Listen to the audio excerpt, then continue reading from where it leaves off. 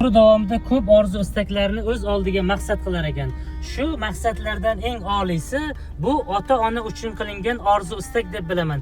Sababi ota-onalarimizga qancha qilsak shuncha kam. Avvalo Allohning izni bilan siz obunachilarimizni qo'llab-quvvatlashi bilan yana bir ulug' orzuyim amalga oshmoqda. Quvvat olib yashayman faqat sizni aytgan so'zingizdan dada. Kamingizni bildirmagansiz,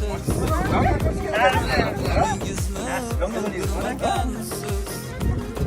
Bardosh qilib ko'zingizdagi